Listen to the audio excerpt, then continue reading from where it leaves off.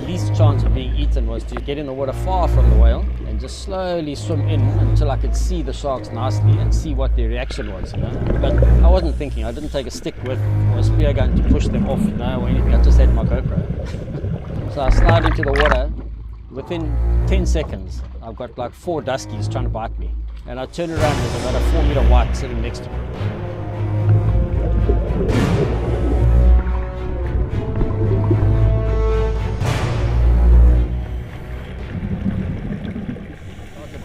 I wasn't launching that day. One of the dive charter boats came to sea and phoned me and said to me, there's a dead whale floating past with quite a lot of sharks on it. Maybe I want to try and come and have a look.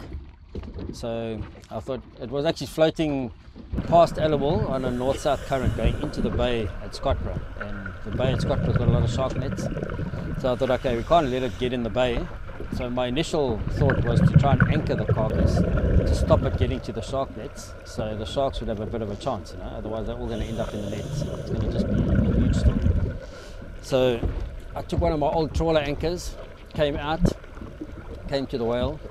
So the first trick was getting a rope around the whale's tail so I could drop the anchor. It was like I tied onto the whale with the boat, so like now we're right alongside the whale. And now I've got to get in the water to go and tie a rope around the tail, and it's like tiger shark, tiger shark, tiger shark, great white, tiger shark. It's like no gaps. I mean, how do you even get to the tail? And it's not, the tail's not this big, it's like this big. So you got to actually swim around the tail to put the rope in. You can't just loop the tail, you know. So I'm telling the guys on the boat, okay, now make sure that there's nothing in the way, because I can't look and get in, you know. So now I'm going to bail into the water. I've got the rope to swim around the tail. And the guys, okay, it's clear, it's clear. So I'll dive into the water and I headbutt something. It's like, straight in as I get in the water. So I like reverse turn around. They've got this big black eye looking at me. I just headbutted about a 4.5 meter great white. These guys, they dropped me so bad. So I jump back in the boat.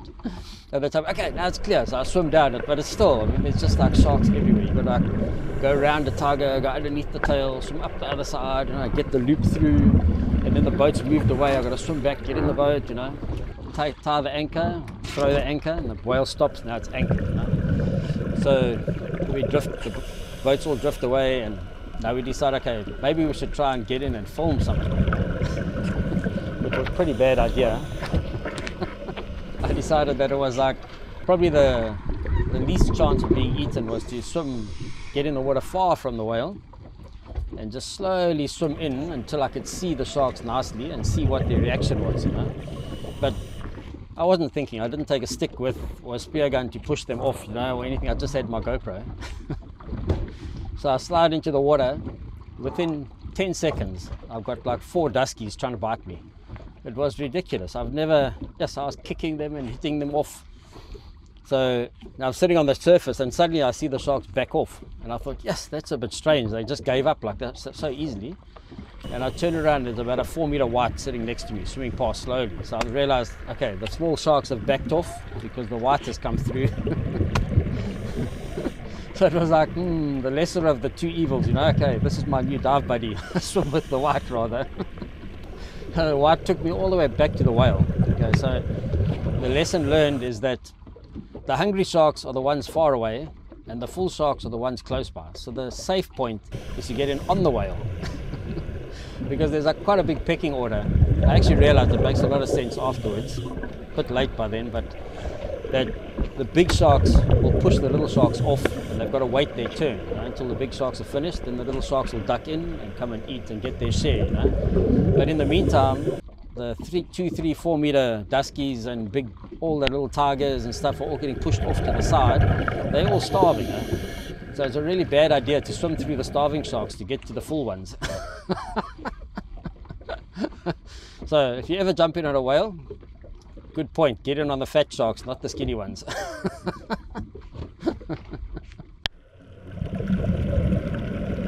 Once I was in the water, I realized a couple of shortfalls with my plan to film the sharks eating the whale and everything. One of the shortfalls is I only had a GoPro 3, so it's only HD, not 4K. The next problem is I didn't have a stick for it, so you've got to hold it in your hand.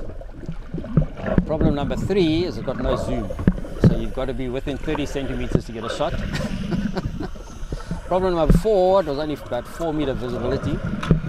So you couldn't really see them coming until they were on you, you know. So it was quite a trick to sort of get good footage and not get sort of too close to the sharp end.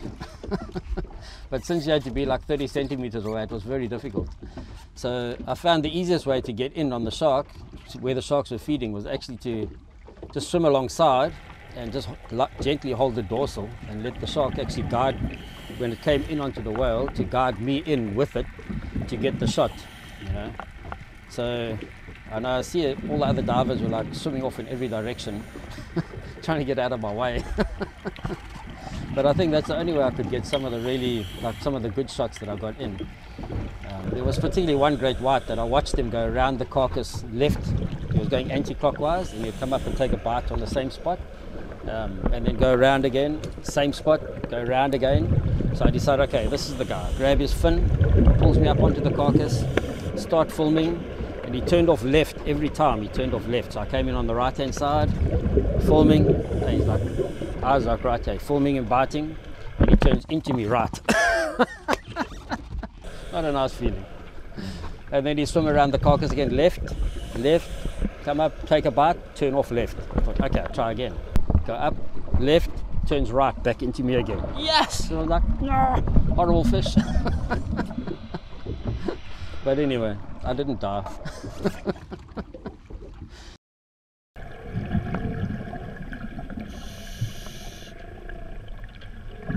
I think my family thought I was a little bit loony from when I was tiny, chasing anything that moved in the sea. They thought anything in the sea is going to eat you, you know. So it gave me a good direction in life. Still haven't finished chasing them though.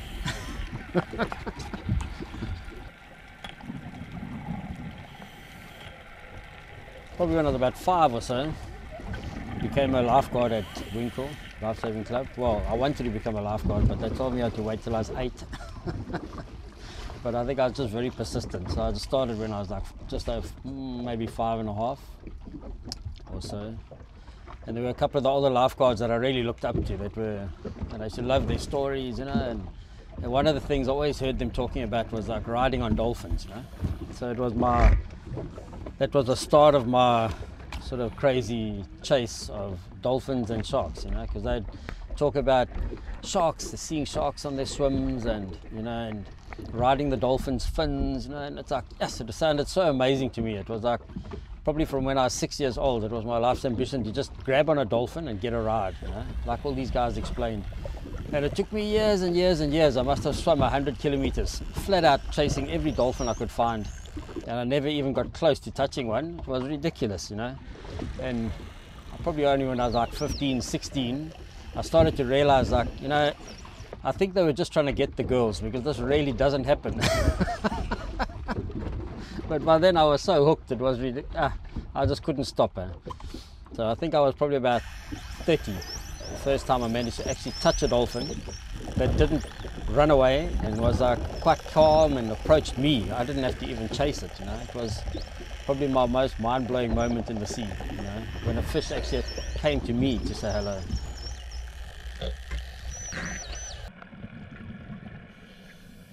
I've always like wanted to see sharks, you know, from tiny, small.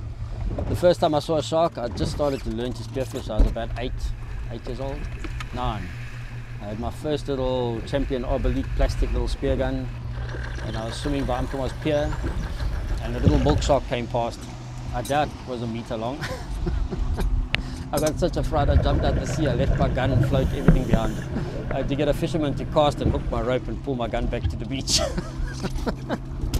But it was like, you know, the second time I saw one, it was a bit more like, just check it out. And the third one was like I swam towards it, and by the fourth one I wanted to hug the oaks, you know. So I think I don't think it's a love affair as much as a passion, getting used to everything and what's happening, you know. So end up, you know, it's really hard to explain, but you just become get to read their body language, understand what they're saying in the water, doing in the water. You know, they speak with their bodies. So every little flick of their eye movement, flick on the skin, their little dorsal movements, everything means something. You know? So you dive with them enough, you actually end up getting to understand what they're saying to a point. You know, you can see when they're in a good mood, in a bad mood. You can see their personalities from one fish to another. You know, they're all different. So normal. Dealing with a dusky, you need to, eye contact is very important. But in low visibility like that, eye contact doesn't really mean anything. Unless they're within a meter or two, and you have a stick to push them off. Like all the mistakes I made, bad visibility, no stick, only a GoPro. Okay, so only thing I got left is my knees. And hit them with a GoPro is the only other thing. So, or if you're lucky, a big white will come up and protect you. So it was a serious learning curve, I think. Lesson learned. Okay, so stick with the big guys and leave the little guys out of the equation.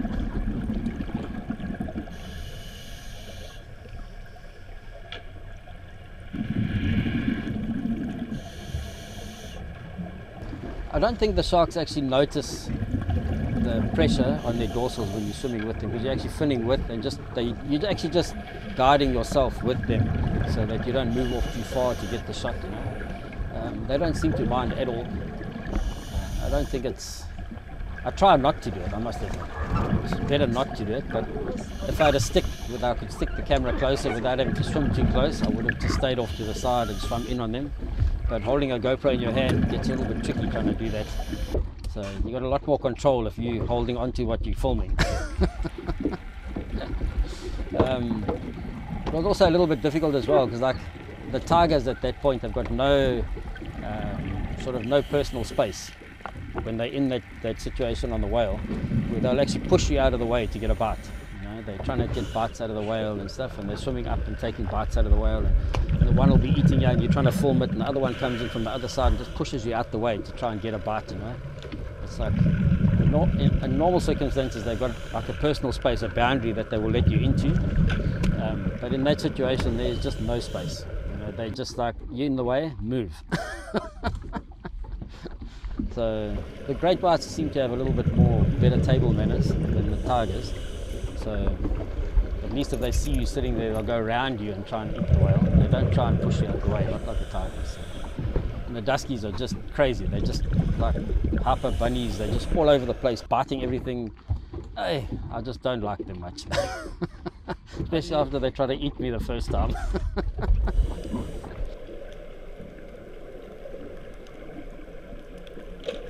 One of the lifeguards I looked up to a lot was a bodybuilder. I can't say names or anything, but so one of his favorite things used to be he'd have like a girlfriend, you know, and it'd be a nice day, and the guy would come riding past with his bicycle, the ice cream bicycle. He had these little 3-wheel bicycles with ice creams, and he'd whistle and shout, "Whoa, ice cream man, come, come!" But he was like a big bodybuilder, so it wasn't, he never had a shirt on or anything. So it was like, when he called the ice cream man, it was never a case of just, "Hey, hello." He would go, "Come here," you know, like showing off the muscles, you know, had to get that part in. And then the ice cream guy would come across and he'd say to the guy, he had this whole routine. So to hose myself. He used to always say to the ice cream man, "Hey, ice cream man, I want 2, like, you know, a bodybuilding pose, like 2 ice creams, you know, 1 for me and 1 for my chickie." I used to die laughing. Yes, he used to chase me around and try to swat me.